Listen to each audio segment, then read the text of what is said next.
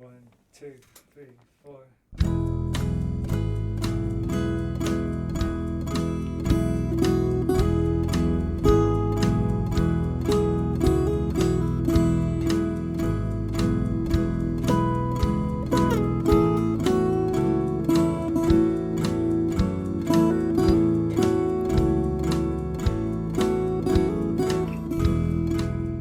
Hi everyone, welcome to the Skylight Books CROWDCAST channel. My name is Natalie. I'm a bookseller and podcaster at Skylight Books. Thank you for joining us. I will be your host this evening. For those of you who are not familiar with us, Skylight Books is a general interest independent bookstore serving the greater Los Angeles neighborhood in California. We are open for in-store shopping right now from 11 to 7 on weekdays and 10 to 8 on weekends if you'd like to come and visit us. And you can always shop online 24/7 at www.skylightbooks.com. We're so excited that you could join us this evening for a very special event presented by Skylight Books and the LA Public Library featuring Everything Now, the book, not the entirety of all things, Everything Now by Rosecrans Baldwin.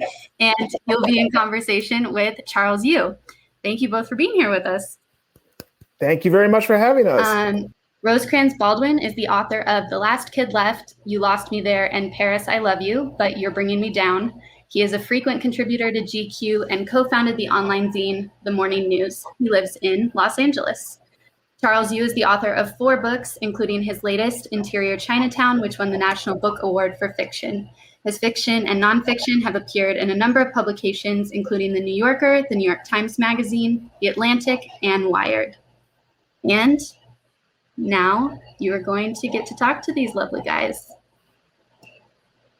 Go ahead and take it away. Thanks, Natalie. Thank you. Thanks, everyone, for coming out. Hello, Rosecrans. Congratulations. Thank you, Charlie. It is so nice to see you in your Zoom cave and me in my Zoom cave. Your Zoom cave has more books and a better background. I deliberately rearranged my Zoom cave to have the books in the background versus a very bright window that was going to look awful. Well done. You look very well read. And so this is publication day, right? It is publication day. The book literally came out this morning. It is on shelves at Skylight and your local bookstore and all over the place. And I think you and I were talking earlier, it was a very surreal day because I woke up to find out that the New York Times had, among other places, had reviewed the book today and reviewed it positively. So it's kind of a mind melt today. Yeah, it's weird. That's so exciting. I am thrilled to hear it. I'm glad they got it right. It is a fabulous book. And I know sometimes we were talking about it a little bit before, you can be waiting on pins and needles, wondering when that Times review is going to come out. You're lucky to get one and to get a great one like that, which I read the review. It is great. And I loved what they said about it, which is that you didn't try to write the definitive history of LA. You wrote something both deeper and I would say more, I don't want to say personal, but you wrote something that really was quite an exploration. That's fair to say. So I just would love to hear you talk first about, I skipped over my first question, which is the obligatory, how has the pandemic treated you? We can come back to that since we're already talking about the book. Let's talk about the book because who wants to hear about that, honestly? No. How did this book happen? What can you tell us about it? Because it is such a unique work, and I'd love to hear you talk about it. Yeah, I would love. Thank you. I would love to tell you. What happened was we moved to Los Angeles about 6 years ago. My partner Rachel and I, and I had these 2 very strange sort of epiphanies or ideas or thoughts, or feelings, very early on into moving to LA. One, I felt like I was home, which didn't make any sense to me because I'm not from here, unlike you. I was born in Chicago. I grew up a little bit in Tennessee. I mostly grew up in Connecticut. I studied in other places. I lived in other cities, but I really didn't have any connection to LA. But there was an intense feeling, like from the get-go, that this was the place for me to be, and that I just had a really, I don't know, not necessarily romantic, but just a sense of gravity here. And two, I didn't understand it at all. Like, I found LA confusing and maddening and beautiful and weird and enormous and so diverse. And I just got hungry to just learn everything I could about LA. So I just started reading every book that someone would recommend to me. I would go to the library. I would find novels and poetry and history books. And so over time, I started realizing that LA is so much bigger than all the cliches that are attached to it. But the cliches sort of linger, right? And that LA is very vast in ways that really resist single stories, that resist the idea that you can contain or explain LA. Like, LA doesn't care about being explained. And yet there's all these stories here that are sort of sitting there untouched. And so there was an article that came out in Forbes magazine in 2010. And it made the argument that the idea of a city-state, and so just really quickly, just to explain this, a city-state, the concept, is the idea that there's a metropolis and a surrounding sort of area. It's sovereign onto itself, has lots of trade, has a diverse group of people living there, depending on each other, depending on the resources nearby. City-states were kind of how the world was carved up, right, before the world got turned into nations. That since really as early as we've had civilization, there's been places that were just we had empires, we had dynasties, but we didn't have, this sort of just grid of countries that we have now. And the article made the argument that if we expanded the idea of a city-state, it might help to just get a grasp on some of the mega cities of today. And it just really clicked for me, because Los Angeles, for me and my experience, and again, it's just me and my experience. It has nothing, everyone has their own experience. There's 20 million versions of LA based on the amount of people that live in the greater Los Angeles area. But for me, when you drive around and you go out to Azusa, or you're downtown, or you're at a Dodgers game, or you go up to Ventura, or you go down to Long Beach, and people in Ventura are probably going to hate me now for suggesting that Ventura has anything to do with Los Angeles. But the idea is, as you sort of roam around, there's a sense that this is all one place. And it's a different place than New York and Boston and Philadelphia. It's a different place than Seattle or Miami. And so I just became really, really curious about learning everything I could about LA. And I just used the city-state idea as sort of like a metaphor to just go out there and find out more about Los Angeles. Yeah, it is such an interesting metaphor. You anticipated the next question, which is what did you mean? So that's really all I had. I mean, this has been great. Can we just talk about tacos now? We were gonna, but no. But seriously, there will be time for tacos. One term that that I learned from the book was the anthropogeography, I guess. And that kind of helped me as a hook into like, oh, is that, sort of what this book is? But I don't want to pigeonhole the book. I mean, how did you describe it? How do you describe it to people? How did you describe it to your editor / agent, and or agent? Like, how would you like, if someone's saying, I want to read this, but I don't know what I'm reading, what's your pitch? Yeah, it's tricky because I think ideally, in my heart of heart or hope of hopes, this is a book for people that love Los Angeles, and this is a book for people that hate Los Angeles. There are people interviewed in the book who struggle between those two ideas. I think when I talk about the book, it's kind of a story about a city that's told through its people, because each chapter has sort of one, from I think 6 out of the 7 chapters, has one significant person or character. Is someone that I just met over probably about 3 or 4 years of reporting and research that went into this book, that I met that sort of represented something about Los Angeles to me. And they were generous and kind enough to let me just sort of follow them around for a while and just interview them a ton and learn about their lives and now share it. So I think it's a little bit of a story of a city told through the people that represent it in different ways. I think it's a little bit, I'm not a sociologist. I'm not trained in any way. I'm at best a hack journalist. I'm just a very deeply curious person, I think. I really find people really interesting. And so Los Angeles offers an enormous amount of stories, an enormous amount of people that if you begin to sort of, it's like, I was just telling this to someone the other day, but like Los Angeles doesn't care that if you don't try to enjoy Los Angeles, you're not going to enjoy it very much. If you don't sort of go out there and try to get it, it's not going to give back much to you. You can just sit in your neighborhood and that will be your experience. But when you do begin to sort of reach out and embrace it and ask questions about it, you get this enormous return on your investment. I don't know why I went for a financial metaphor, but it's like among the least things that I understand. But it is, to me, it gives back so much when you just give a little. And it's just yet another reason why I love living here so much. Yeah, when I think of LA, I think of ROI for sure. It's just all about what are you giving me? There's this point, you quote Sam Sweet that LA is not a city that presents itself to you. That's right. It rewards you, as you were just saying. So, I love that. I think that's so true. That's when people come out from the East Coast or wherever and say, "Where should I go? What should I do?" I'm like, I can't help you.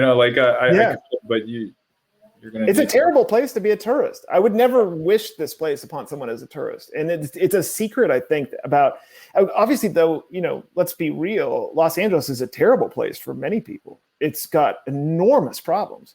It's got, that's what I think. Some of the stuff I talk about in the book is that LA isn't necessarily, if you're looking to explain the United States by staring at Los Angeles closely enough, it's not going to be the solution to that challenge. It is, however, a place that contains, it's obviously the face of the homelessness problem that is right now afflicting so much, particularly of the Western United States. It is a terrible study in the climate crisis and how we are being affected by it. It is the income disparity here is, frankly, it's like disgusting. It is really, really gross. And I get into some of this stuff in the book. Obviously, I'm dwelling on some of the problems right now because there's so many of them. And that Los Angeles, I think, does bring to Los Angeles. It's very hard to hide some things in Los Angeles, except money. Money gets hidden. There is so much wealth here that's buried away that people don't see. But a lot of the problems that in other places get tucked away here are really played out.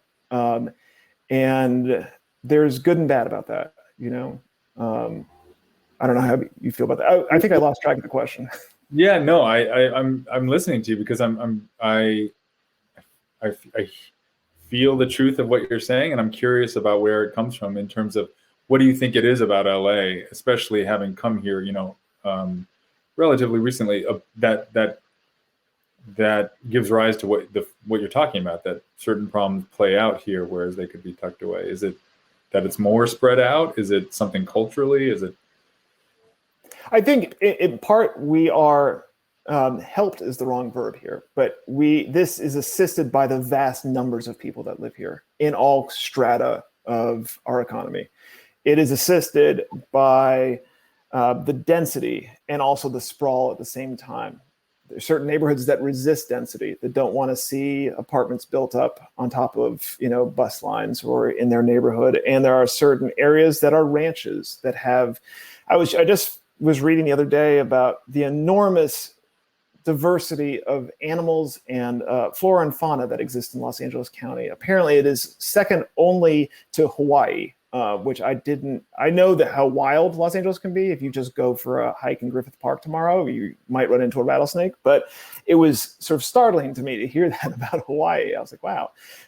So why we see these problems in Los Angeles versus more evidently than other places, I don't have a good answer, except I just know it in my bones. And you drive around and you can see both the despair and the greed, and also just sort of the extraordinary beauty and the kindness between people. It's not, another person I interviewed, Kit Rackless, magazine editor, publisher, he made the point that people here more or less live in harmony. You can read the news headlines and see terrible ideas about, violence or disturbances or social uprising, and that has all the positives and the negatives too. But people more or less live in harmony here, and that's not an easy thing or an automatic thing, I think, for a society. And it's just another thing that just makes LA so terrific. You talked about you mentioned there's a chapter that is centered around Skid Row, and we can come back to that. I think you open the book with this kind of incredible scene setting. You're at a hotel near LAX. Is it a hotel, or you're in the basement? It's the hotel basement, yeah. Hotel basement. What were you doing there? I'd love to hear you sort of tell us about how did you find yourself there, and why did you open the book with this? Yeah, I opened the book with it because, in part because it grabs people's attention. I'll be very frank with you. It's a dramatic event. I got involved with a group that practices a certain radical type of self-help. Self-help, I think it's not, it's a cliche probably to say, but it doesn't mean it's not true that self-help is kind of a big thing in Southern California, perhaps more here than in other places. And it can have a lot of forms, and some of them are woo-woo, and some of them are quite probably beneficial. Not to say that woo-woo is not beneficial to people, but it has a gamut.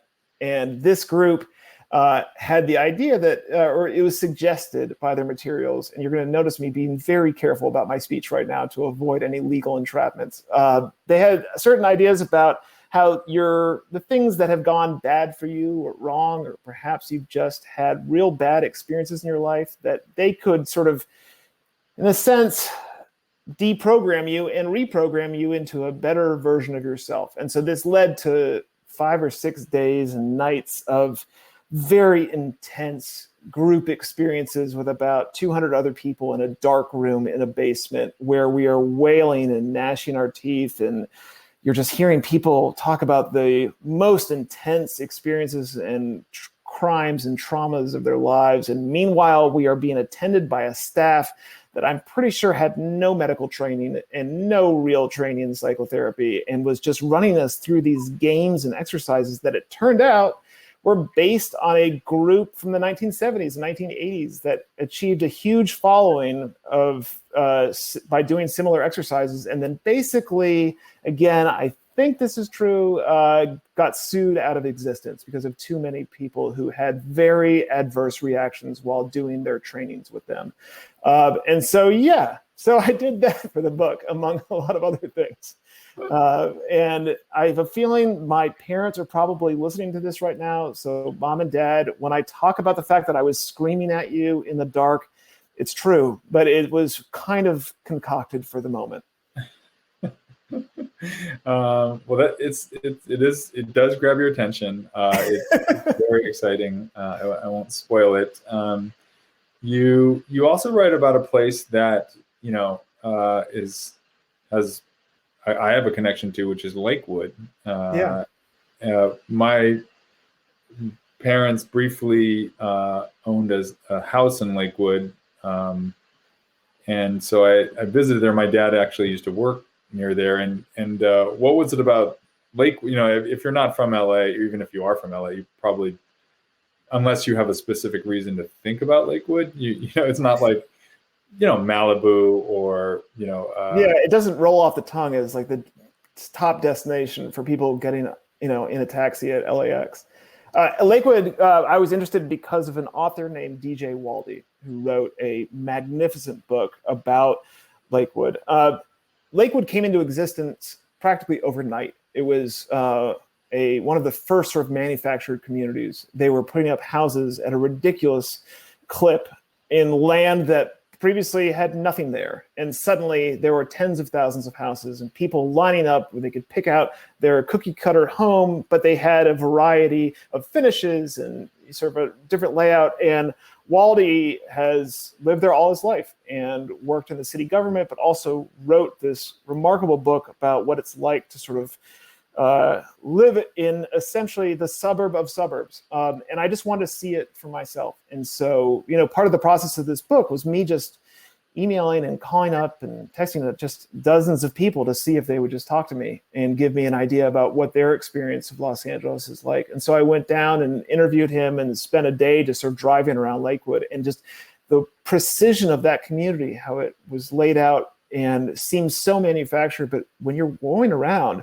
is really genuine. And there's like a real throbbing heart in that community.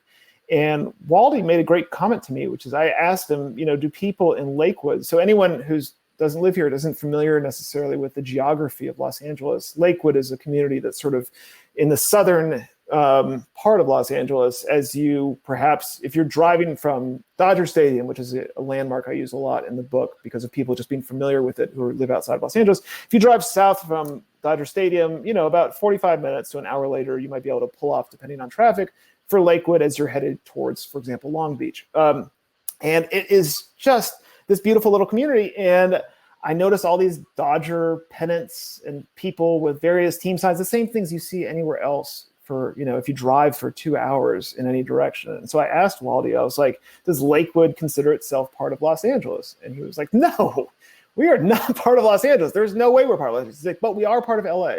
And we may admit that to ourselves grudgingly, but there is that sort of larger sense of identity, a larger sense of being attached, even if it's just an emotional thing, even if it's something times out of spite and not affection, that this megalopolis, this massive amoeba sort of has all these tendrils. God, I'm really botching my metaphors, but you get the idea. No, that's, I think that's, this is something that the book does so well, which is it does feel like tendrils, and you don't know where one's going to lead to another, and you weave the parts of it on sort of a macro scale, but also on a sort of paragraph scale. So beautifully. It feels like what it is, which I think is a novelist and a journalist who's just taking on a place and a topic and an idea in a lot of ways.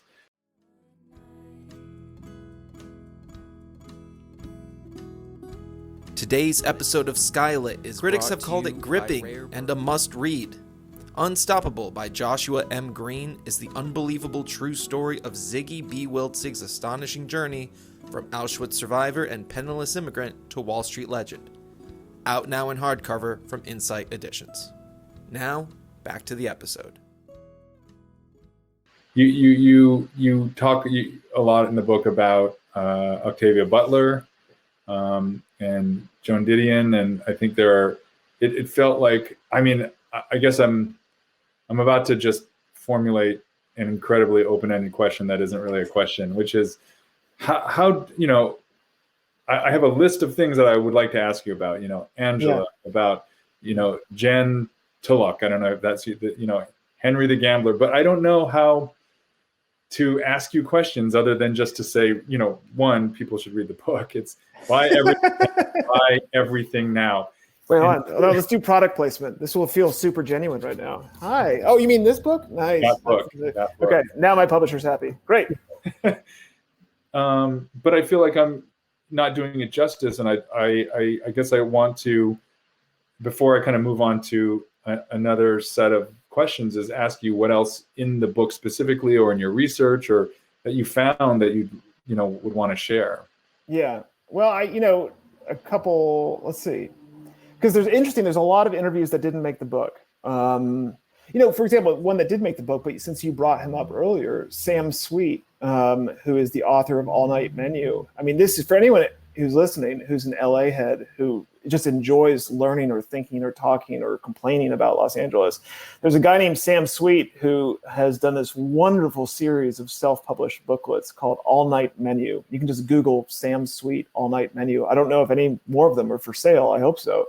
But Sam has gone around Los Angeles for years. He's this remarkable amateur historian. And each booklet has 8 stories in it, I think. Forgive me Sam, if you're listening, if I get this wrong, but I think there's like 8 stories in each one. And each story, the title of it or the idea behind it is just an address somewhere in the vastness of LA. And then he walks you back through what makes that address special. It could be the skating rink where NWA arguably got its start. It could be an address where a famous painter on the West Side sort of was working when people didn't know them to be famous. It's just this terrific way when we're so habituated in Los Angeles to thinking about our experience in terms of addresses and car trips and how long is it going to get from me to over to my friend's place, and is my friend worth seeing if it's going to be 45 minutes in traffic on a Saturday. It's just a wonderful. So Sam is an example of just someone I just was lucky enough to be introduced to. Let's see. I think, who was really inspiring is Linnell George, wonderful, one of my favorite LA writers, who recently published a fabulous book about Octavia Butler and about Butler's process to creating herself. And so for anyone who doesn't know who Octavia E. Butler is, perhaps one of the greatest American science fiction authors, first science fiction author to win a Genius Grant, not to mention really sort of one of the first Black female, or the first Black female science fiction author to break through, author of blah, blah, blah, so many amazing books. But as a Los Angeles author, it's hard to top her. I mean, there's not many who have had such a huge influence on the world, but also wrote from such a genuine, deep sort of like honesty about what the future may hold for us here. Like if you look at a book like Kindred, anyway, it doesn't matter. The question was open-ended, and I took it to mean, who did I meet along the way, or what did I find that was so fascinating? I mean, like you mentioned, the horse gambler. I mean, this is a guy who, for different reasons, has to be anonymous in the book, or he's under a handle, let's say. But it's just this horse gambler that I met through sort of connection, who I spent, I think, 12 or 14 hours going from bar to bar in the valley where he was playing the horses, just trying to explain to me how the energy of someone who is a horse gambler is the same energy that makes Los Angeles thrive. And honestly, like the day after, once I was suitably not hungover and I looked at my notes and thought about it, he was exactly right. But it's just like, so it's finding all these people that their take on Los Angeles, their experience of Los Angeles just helps give us one more voice to sort of understand a place that is ununderstandable. That's not a word. Undecipherable. A place that resists stories. If you start to this is what my experience, what I found. The more voices I heard, the more I put them together, the more that I wove them with each other, and I saw themes coming out. It just started to help me understand the city better. And that's what the book is, I think. Yeah. That wouldn't fit on the back cover. That's you have to have these so that you're such a jerk. Thanks, Charlie. I think this book really resists easy summary because it's so rich. I think it is such, and you don't, as you were talking before about inequality and in the section on Skid Row, but I'd say throughout, like maybe the last feels like the whole last quarter of the book, really, you're really tackling, like you don't shy away from difficulty or from hardship. It's not a kind of rose-tinted travel log, of pretty places. And so I think it's a really important book for LA. And I will move from that to asking you a bunch of superficial lightning round questions, because I fear substance and I fear earnestness. So I'd like to. I fear whatever's about to happen next. I don't know where this is going. Okay. No, I thought it'd be fun to, get your take after having done all this research and or just living here, for people to hear some of your takes on things. So it's lightning round, but you don't have to go fast. Go as deep. Take as long as you want. Okay. No. We'll see. The first thing off the top of my head, whatever comes. It's gonna be a nightmare. I'm gonna get canceled for this. I know it. Right. Favorite food truck. Favorite food truck. I have a Google map. So there's one of the best sort of independent publications right now about Los Angeles is called LA Taco. The website the reporting, the merch, everything's fabulous about it. And they do a very good job of staying on top of, they do news, but they also obviously cover the taco lifestyle. So anytime that they cover somebody that sounds good, I have a Google map that's just tacos in for about 300 surrounding miles. So I would say whatever they say is the best. So it's my favorite. If I see a Kogi truck, I pull over. I love Kogi. I know they've been around forever and they're one of the kings of the taco truck scene. But I love Kogi. What can I say? Yeah, why can't go wrong? I mean, they kicked it off.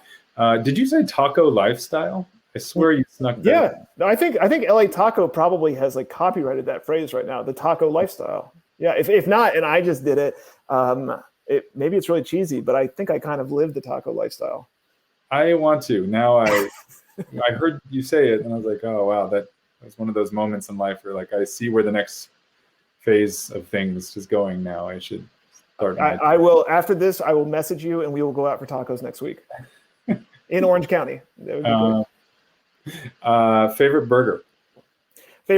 I will be loyal to my lockdown experience. Around near where we live, there was a French restaurant called Papy, which has turned into a sort of burger pop-up called For the Win. If you like a smash burger where it's like the patty has been smashed and sort of caramelized, it is, I think, the best smash burger, if not the best burger in Los Angeles right now. For the Win. Excellent. Favorite bar?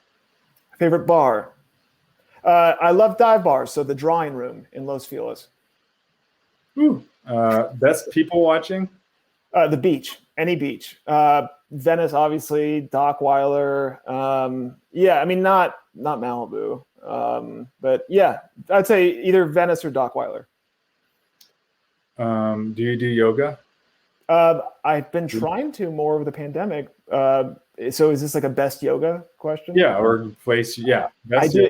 I'm using YouTube videos that I'm not paying for. It's probably bad. I don't know. I'm horribly unflexible. So yeah, no. Let's. Good answer. Next one.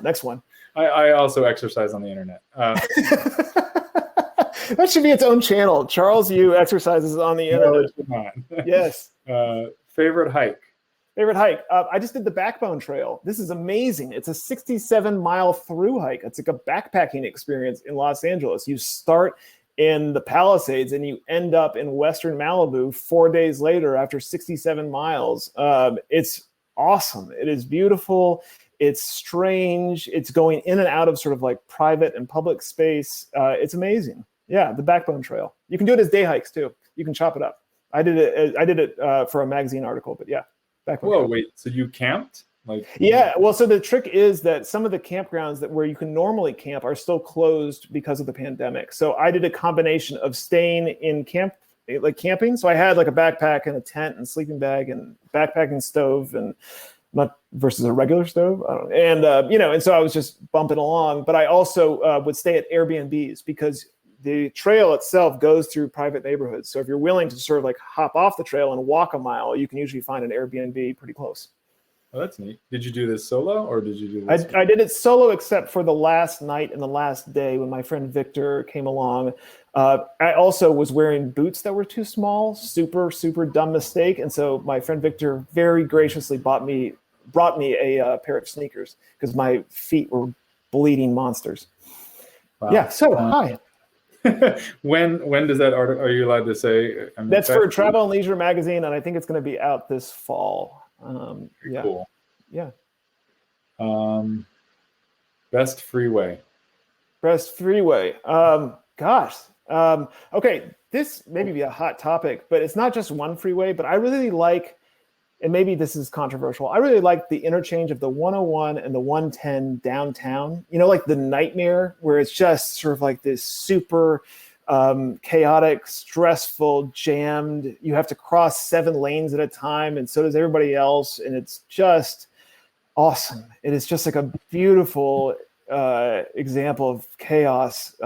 So I like that. I don't know. I mean, I also like yell at it, but Can we do the worst freeway? Yeah, we can do that. I hate the 5. The 5 is trying to kill me, and it's trying to kill everybody else. It's the 405 obviously is a nightmare, but the 5 is evil.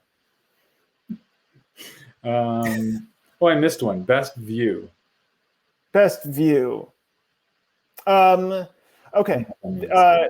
Glendale, Mount Tom at sunset. It's Mount Tom. The hike up to the top of Mount Tom is it's literally just like walking up a very steep set of stairs. But when you get to the top, if you're there at sunset, you can see basically the county below you, and then you can see Griffith Park. And Griffith Park doesn't have lights at night except in a couple little spaces, but it's generally dark.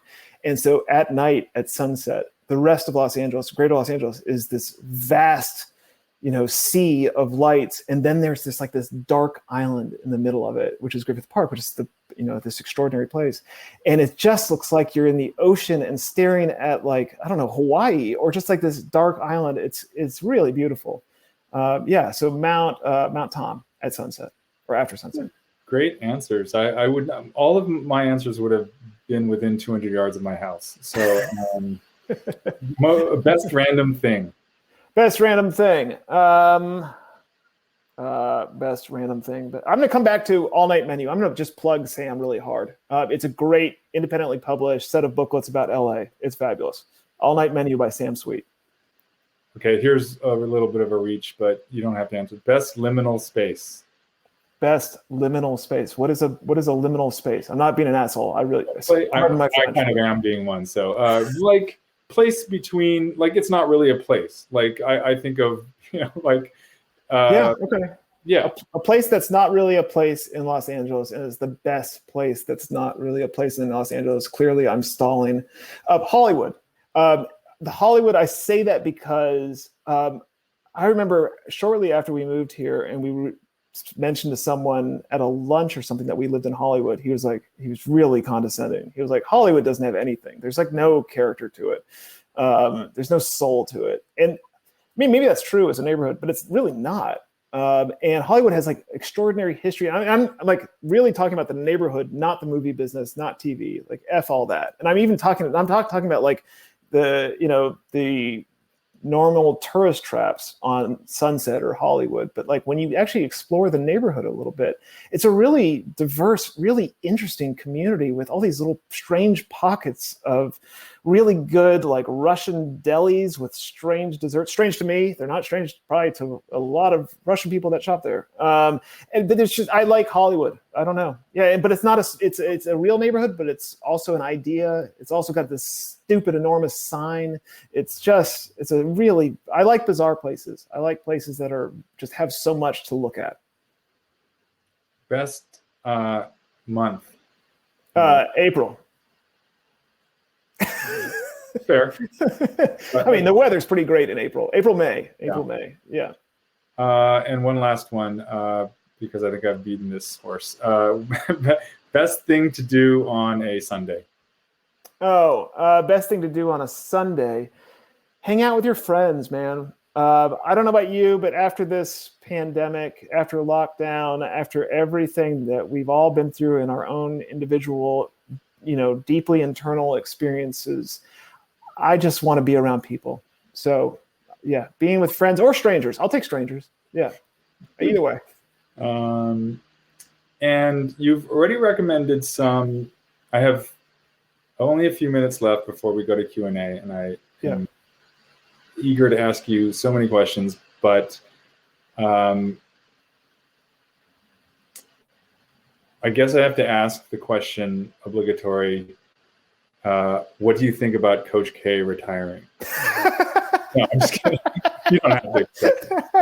I really respect for any of my my wife's family. You just sold out all of your books. They're just gonna, good job.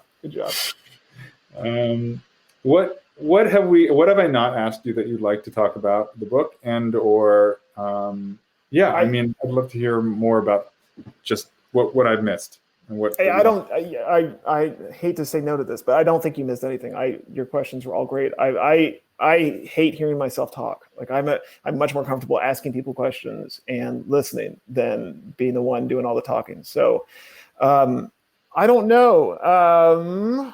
What are you working on next? Right now, I'm working on promoting this book, which means that anyone who follows me on Instagram, I'm really sorry about just being a deluge of self-promotion. other stuff, there's some magazine articles in the work. There's some stuff that Rachel and I are doing in terms of screen work.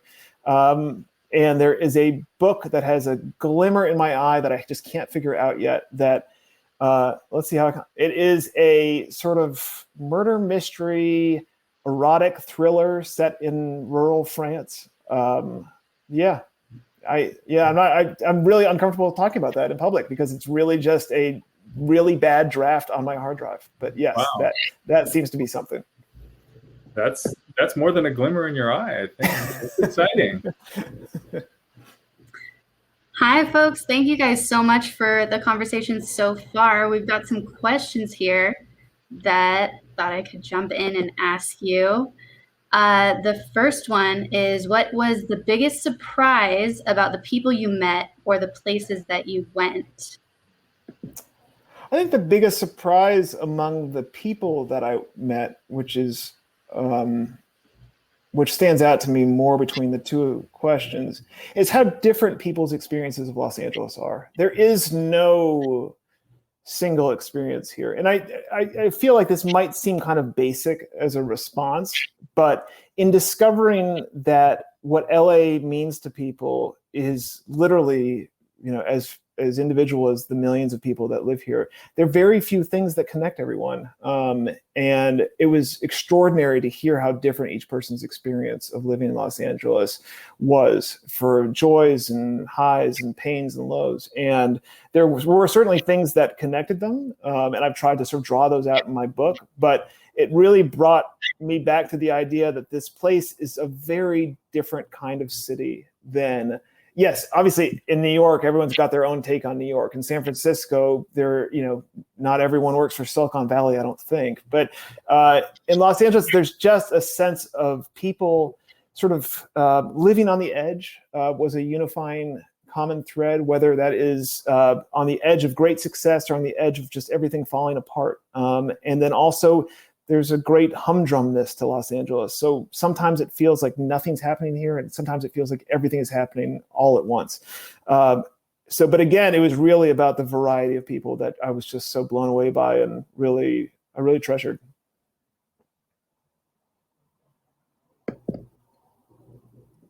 And let's see. What was the first thing that struck you about LA?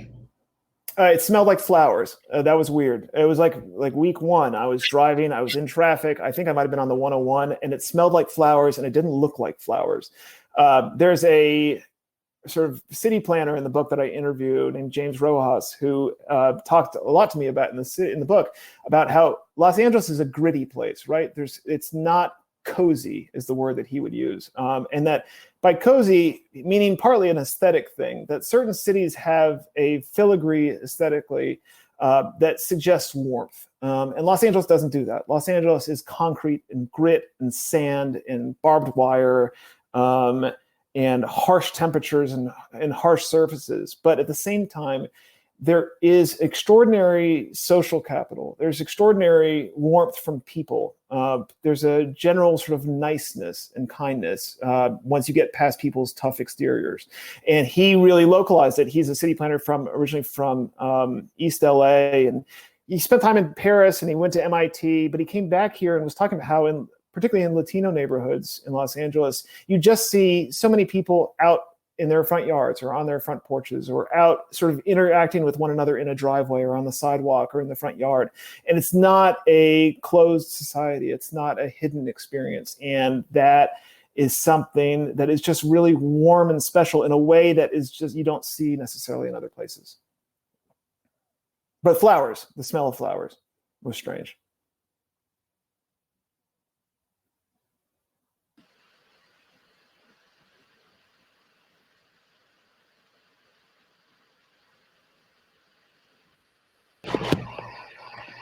I had a question, but it looked like another question.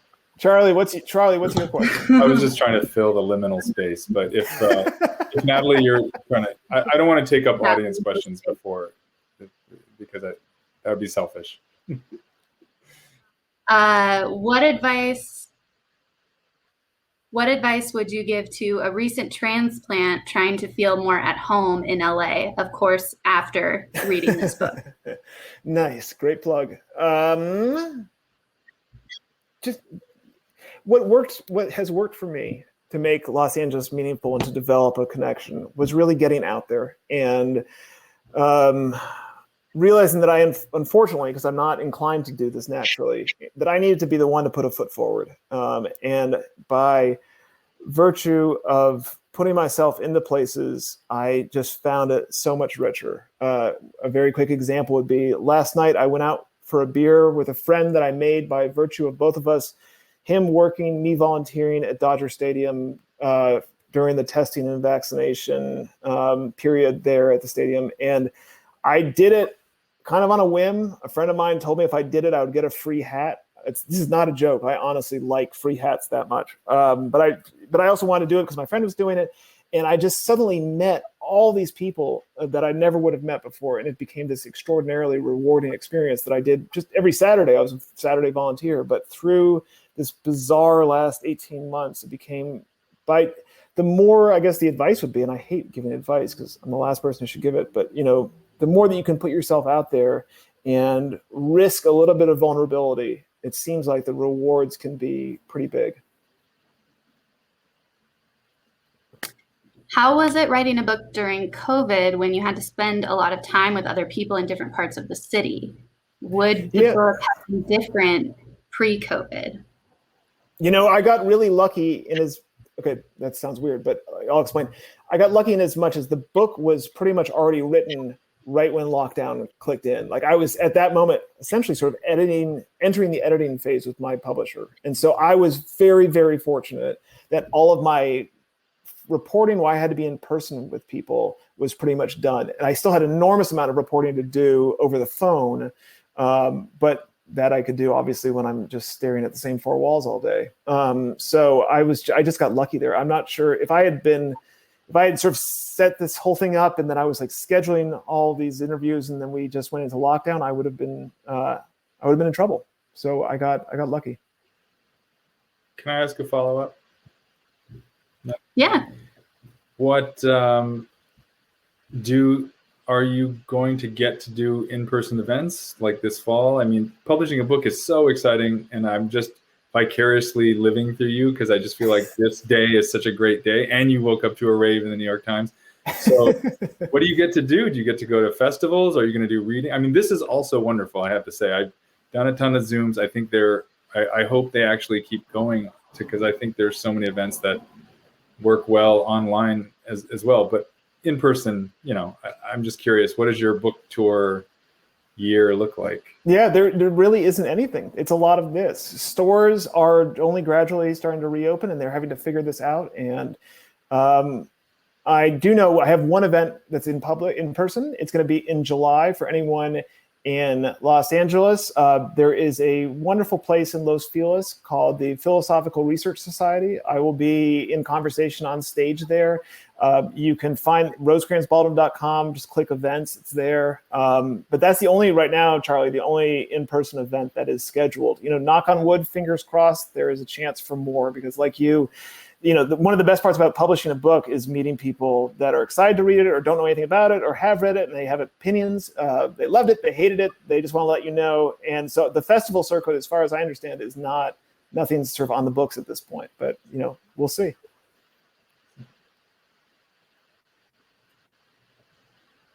And I think we have one more question. It also seems like a pretty great one to end on. You talked about a sense of harmony, but many would say the city is pretty segregated. Yep. Where can you find a cross-section of people coming together in a way that's uniquely LA besides freeways and taco trucks? What was the last part? Besides what? Freeways and taco trucks. It's a great question. It's actually a question. It's a question I pose to a lot of people. I'm sorry. Go. Coming out of this. I was just going to finish. Coming out of the pandemic, we're all, like Charlie just mentioned, back out of virtual events. How do we find those in-person or liminal spaces to find our ways to come back together now? I'll tell you. So it was a question that I posed to a lot of people because Los Angeles is extraordinarily segregated and it has a great great meaning large, history of segregation, particularly in certain pockets of the city, but it's not a place where it's, that it's hidden at all. And one of the people that I interviewed that was sort of the most astute and just had so much to say about this was Aaron Kaplan. Aaron Kaplan was a longtime reporter and writer and columnist and essayist for the Los Angeles Times, and most recently is now a columnist for the New York Times.